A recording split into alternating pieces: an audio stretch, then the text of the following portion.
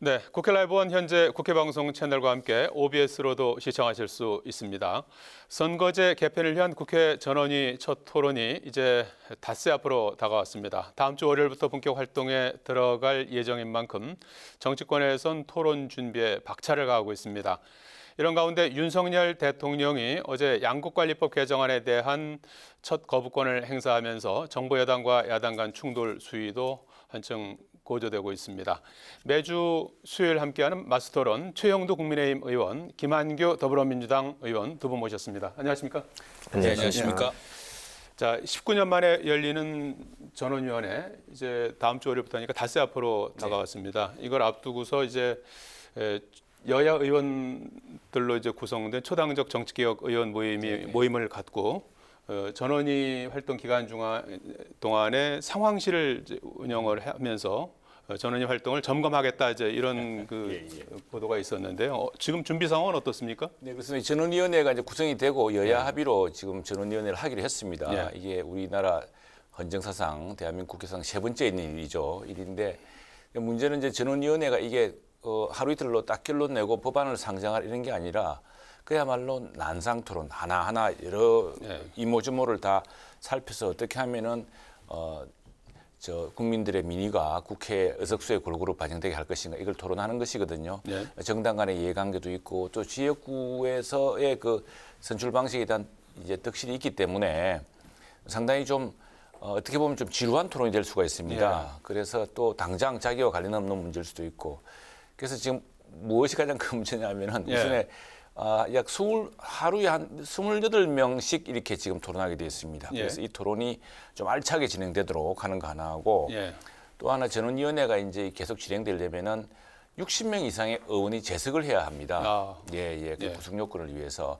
근데 우리 본회의 그 대정부 질문 보면 아시겠지만 사실은 거의 없습니다. 우리 김한규 의원 같이 이렇게 훌륭한 대정부 질문 다리에 질의 답변을 해도 많은 의원이 지켜보질 않습니다. 그래서 이거는 그러지 말고 우리의 선거법을 논의하는 것이니까 항상 한 100명씩 각 당에서 좀 의무적으로 좀 출석을 하자 번갈아서라도 이런 것들을 이제 논의하는 것이 이제 상황실로 이름 알려진 모양입니다.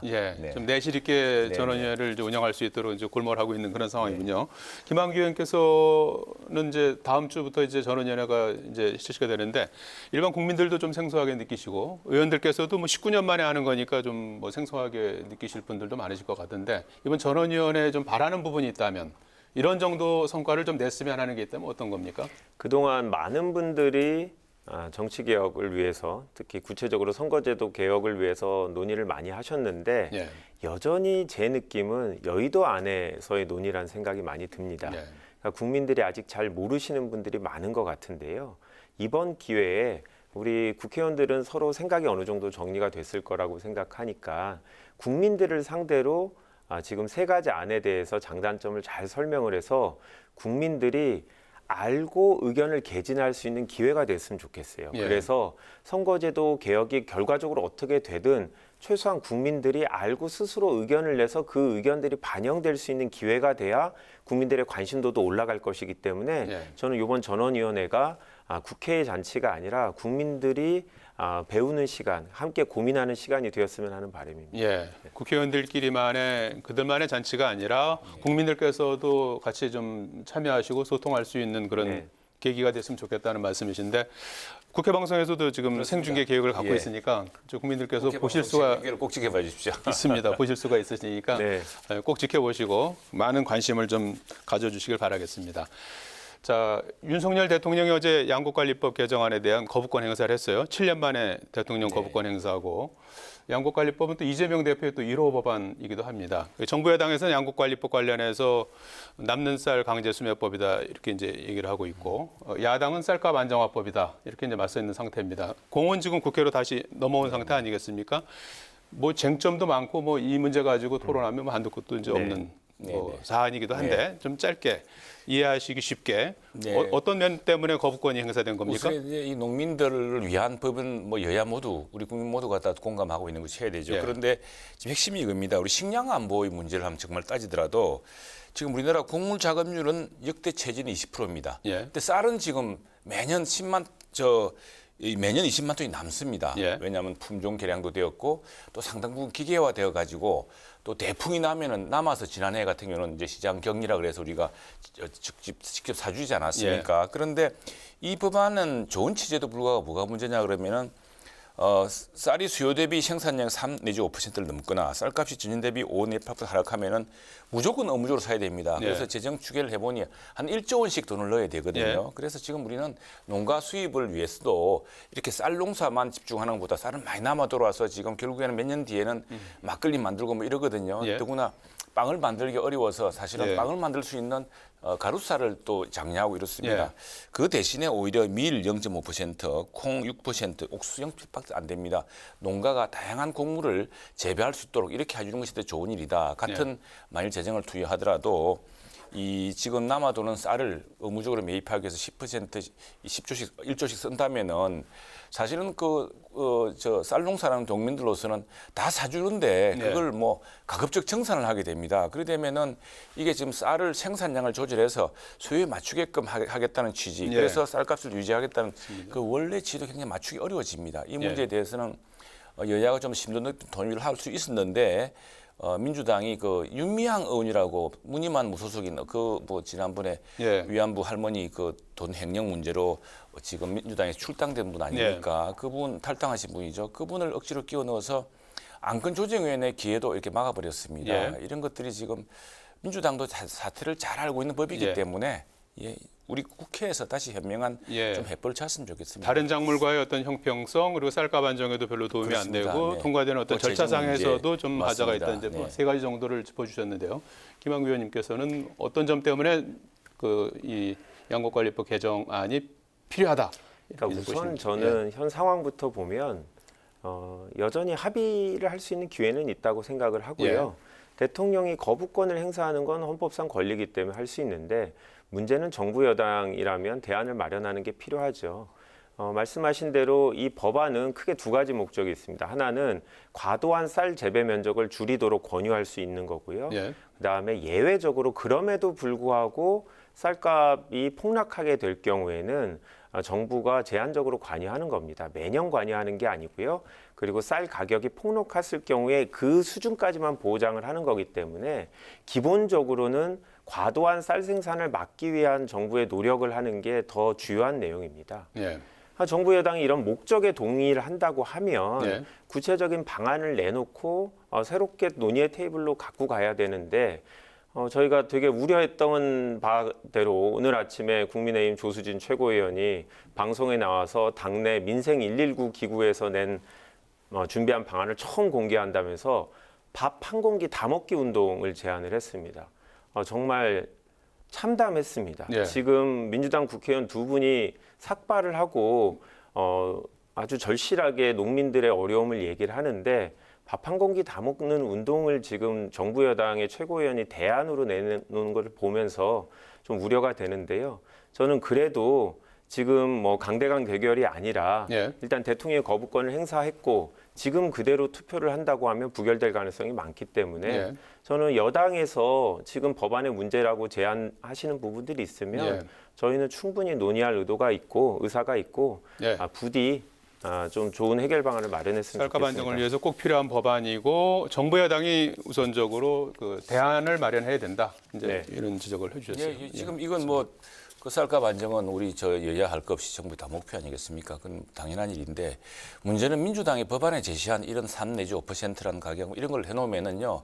남은 물량을 의무적으로 매입하게 되면 그런 쌀 수급량을 조절하기 어렵습니다. 쌀 수급을 조절해야 되는데 그래서 조수진 최고가 했던 이야기도 우리가 쌀을 좀 많이 먹자. 사실 쌀이 밀가루보다 훨씬 건강에 좋다고 하지 않습니까?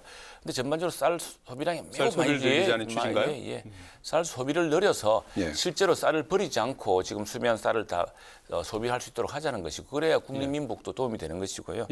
이건 문제는 말하자면은 지금 과잉 생산을 줄일 수 있는 방안을 해야 되는데 지금 민주당의 입법 이 내용은 과잉 생산을 조장하는 막을 수 없는 페달이 이 가속 페달만 있고 브레이크는 없는 장치이기 때문에 이 법안을 조정하면 되겠습니다. 전혀 사실과 다르시고요. 어제 총리도 비슷한 얘기를 하시는데 제가 청와대에 있을 때도 이 시장 분리에 대해서 되게 고민을 많이 했는데 정부가 지금은 원하면 살 수 있는 매 대책이 달라질 수 있기 때문에 농민들이 불안감이 되게 크다는 게 문제고요. 예.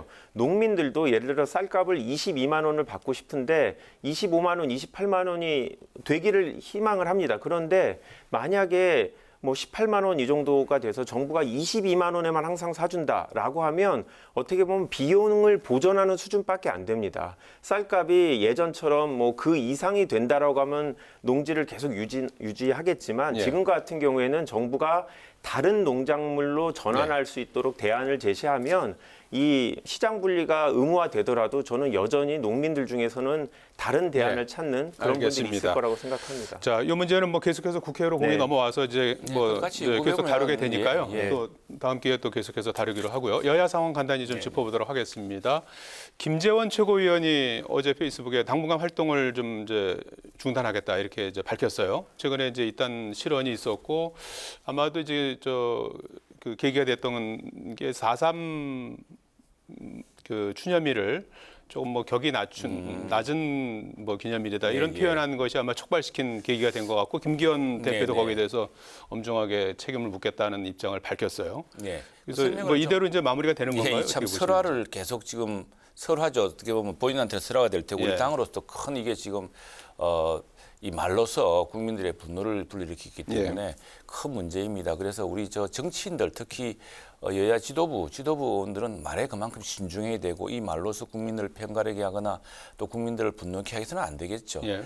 그리고 그 설명도 잘못되었습니다. 이게 기념일이어서 안 가는 게 아니고 그날 대통령 일정을 그 다음날 조간신문 4월 4일 조간을 보면 아시겠지만 지금 부산 엑스포라고 하는 우리 국가적 행사를 유치하기 위해서 지금 그 조사단이 와 있지 않습니까? 예. 그 조사단을 만나고 해서 그날 국회에서도 보면 외교부 장관은 대정부 질문 정치 분야인데 이석의 자리에 없었거든요. 그처럼 국가가 전력한 데가 있었고 지금 대통령은 당선인 때도 예. 갔었고 또 총리를 통해서 뜻을 표한 만큼 예. 그것이 국가의 그 대통령과 우리 정부의 진정한 뜻을 오히려 왜곡하는 그런 소지가 있었기 때문에 정말 그런 말은 조심해야 됩니다. 예.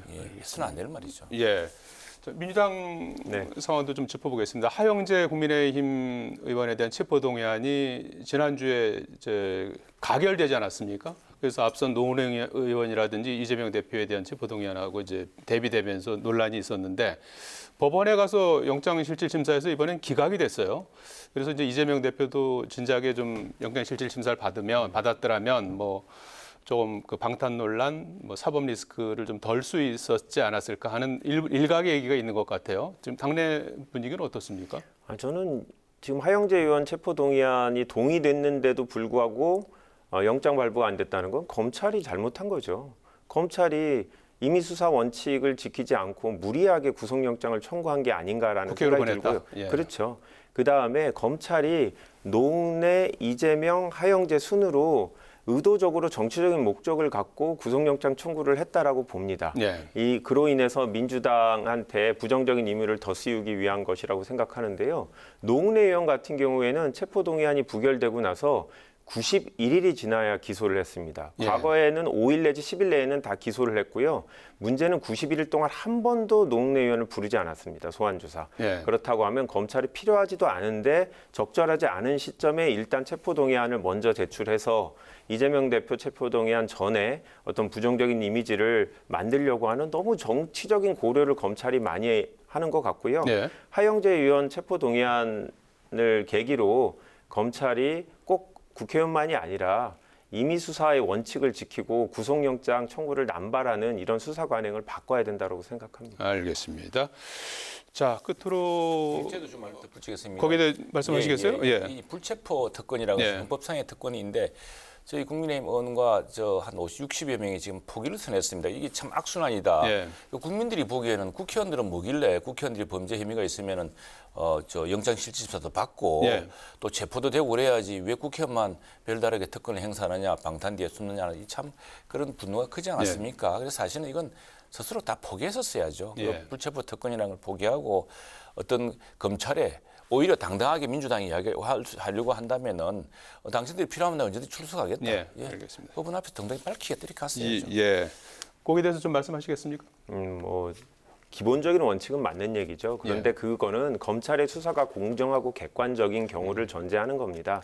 원래 헌법에 이런 이제 국회 체포 동의 제도를 둔 것 자체가 검찰이 입법권의 권한을 침해하거나 다른 목적을 갖고 행정부가 입법권을 통제하는 이런 우려가 있기 때문에 헌법이 보장을 한 거고요.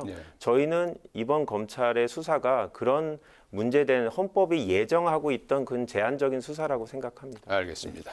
자, 1분씩만 끝으로 간단히 좀 말씀을 해주셔야 될 것 같아요. 내일 민주당 의원들께서 이제 일본을 방문한다고 합니다. 그래서 후쿠시마 원전 오염수 방류 문제 때문에 현장 조사를 하겠다는 건데요. 이 문제는 어떻게 보고 계시는지요? 우선 한 1분씩만 말씀해 주시겠습니까? 네, 그 문제에 대해서는 단호하게 제 입장은 단호합니다. 그리고 저 일본 어민과 우리 어민의 이해관계 똑같다고 생각을 하고요.